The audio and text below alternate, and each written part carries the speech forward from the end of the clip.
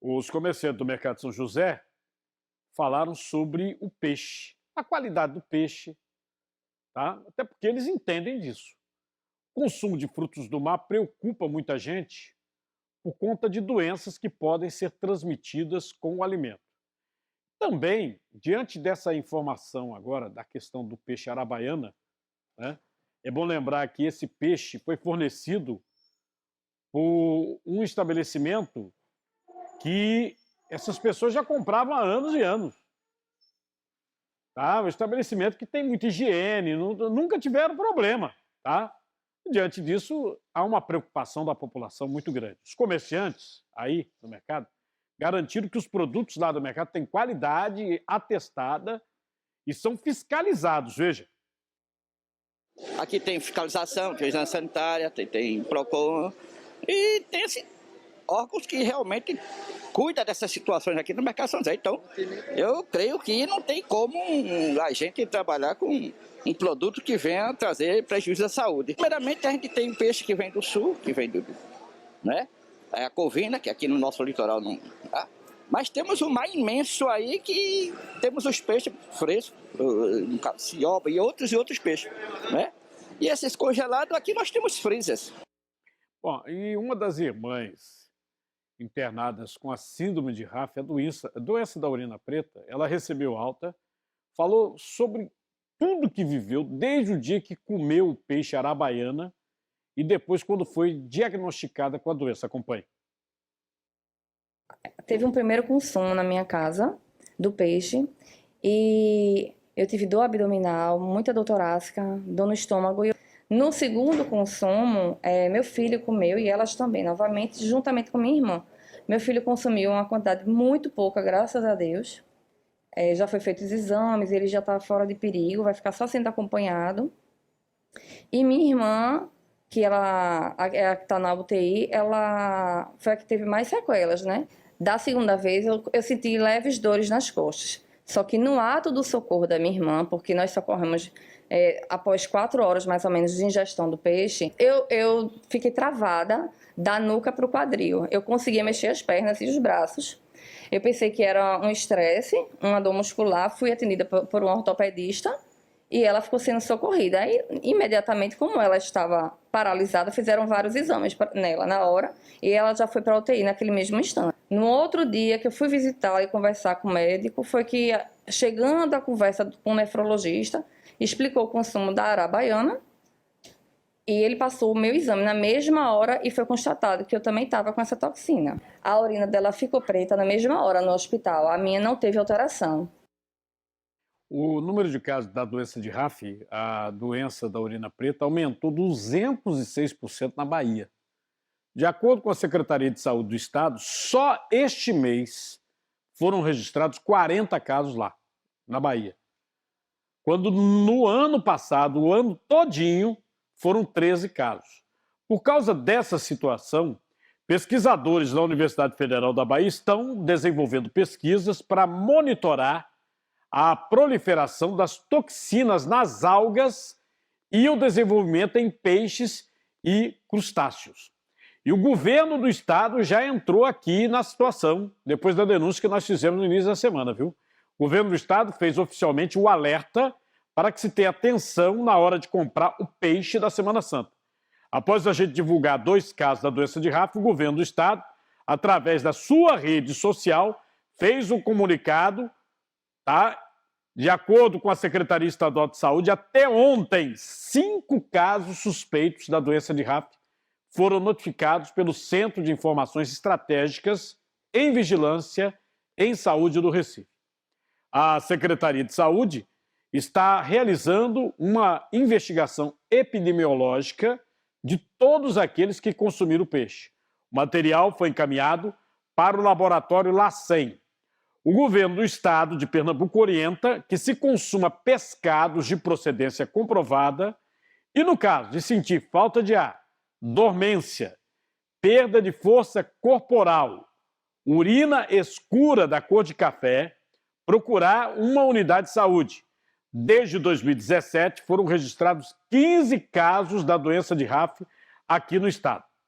E sobre os casos aqui em Pernambuco, e também na Bahia, eu vou conversar com o pesquisador da Faculdade de Medicina da Unesp de Botucatu, que é um dos especialistas nesses problemas ligados à síndrome de RAF no Brasil, Vital Haddad. Bom, pesquisador, boa tarde.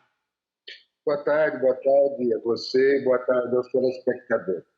Uma coisa que a gente queria entender, porque a gente fala muito na questão da higiene do peixe, o peixe de procedência, mas também fala que seria uma toxina, pode ser alguma coisa que o peixe se alimenta.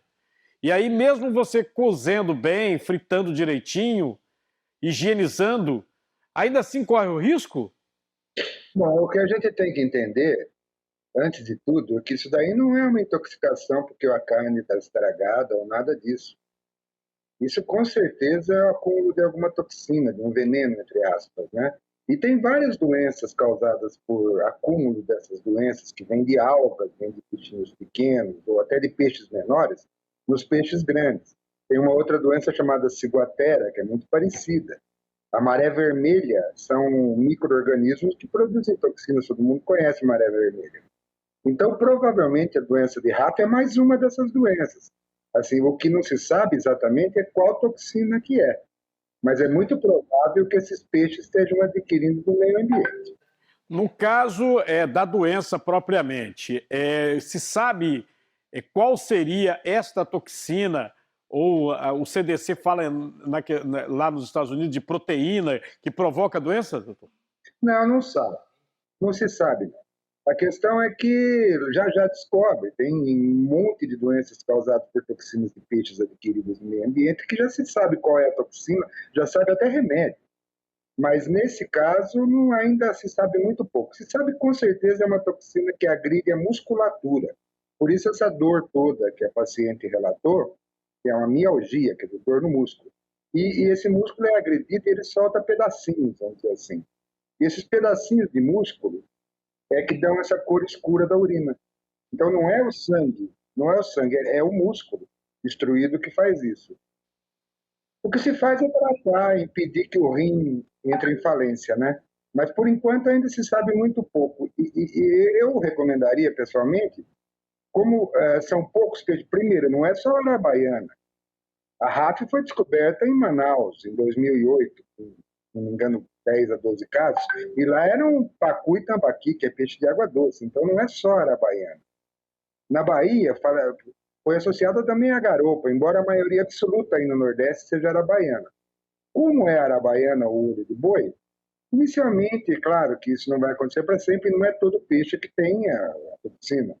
Mas seria interessante evitar o consumo, principalmente nessa época de Páscoa, temporariamente, né? No caso, o senhor falou da Bahia, e nós temos um relato agora da Secretaria de Saúde da Bahia de um aumento lá de mais de 200% dos casos em relação ao ano passado. Só neste mês foram registrados 40 casos. O ano todinho, ano passado todinho na Bahia, foram 13 casos. Só este mês, 40 casos. O que poderia estar causando esse aumento, hein? É uma teoria complexa, né? Porque não se sabe exatamente qual é a toxina e de onde ela vem. Então, você pode imaginar que ela venha de peixes menores, ou de algas que ele come, ou de micro-organismos que ele come. Então, enquanto não se estabelecer essa origem da toxina, é difícil de dizer como esses peixes estão ficando envenenados, vamos dizer assim. Mas uma coisa interessante a se pensar é o seguinte, né? Quando se descobriu a doença na Bahia, foram 64 casos. Isso foi em 2019, se não me engano. Foram 64 casos, quer dizer, aquilo está acontecendo frequentemente.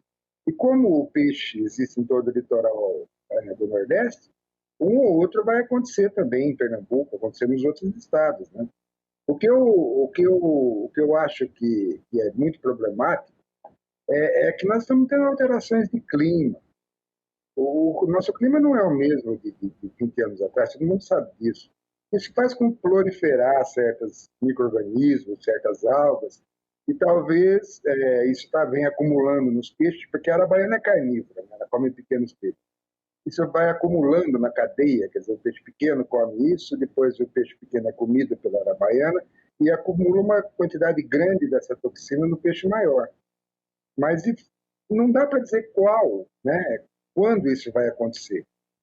Esse é um problema sério. O que a gente pode recomendar? Cuidado com essa determinada espécie de peixe ao consumir. Mas pode acontecer com outras também. E olha, uma coisa importantíssima para dizer para os telespectadores é que por mais que seja agredido o músculo, essas enzimas sobem absurdamente, assim, a níveis inacreditáveis, a maioria dos pacientes sai muito bem com cuidados renais e tal. E a gente tem que acreditar na ciência, que nem a história da COVID, do Covid que a gente está sofrendo aí agora, mas a gente está chegando a soluções. Uma hora ou outra vão isolar e aí a gente vai saber exatamente como evitar isso. Por enquanto é bom tomar um pouco de cuidado. No caso, pelo que a gente observa, o peixe provavelmente, principalmente essas espécies, né, arabaiana, garupa, no caso pacu, tambaqui, no norte do país, ele deve estar comendo alguma coisa para manifestar essa toxina, né? Exatamente isso. A hipótese que eu tenho, eu trabalho com, não especificamente com RAF, mas com várias doenças causadas por pequenos animaizinhos microscópicos que vão produzindo essas toxinas, né? Que eu falei, a ciguatera, maré vermelha, tem muitas doenças assim. E pode acumular em crustáceo e peixe. Mas a ideia é essa, um bicho microscópico produz, aí esse bicho fica na alga, e o peixe menor, herbívoro, né, se alimenta da alga, um peixe maior vem e come esse peixe, aquela sequência de vida do mar. Até que as doses maiores vão ficar justamente nesses peixes grandes carnívoros. É provavelmente isso que está acontecendo aí, e está acontecendo no Nordeste. Bom, uma das coisas que eu sei que mais ou menos o que o senhor vai responder, mas é bom reiterar. Nós temos uma verdadeira febre de comida japonesa, né? Sushi, sashimi, ou seja, comer o peixe cru, a pessoa fica mais vulnerável? Olha, eu vou falar uma coisa surpreendente para você.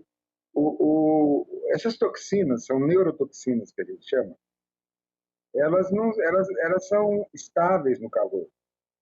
Porque nem o baiacu, né? O baiacu também envenena, né, o peixe-bola. E essas toxinas, elas não degeneram no calor. Então, se você cozinhar ou fritar, não muda nada. É muito complicado, né? Porque, em teoria, né, se você esquentasse muito, então não aconteceria nada.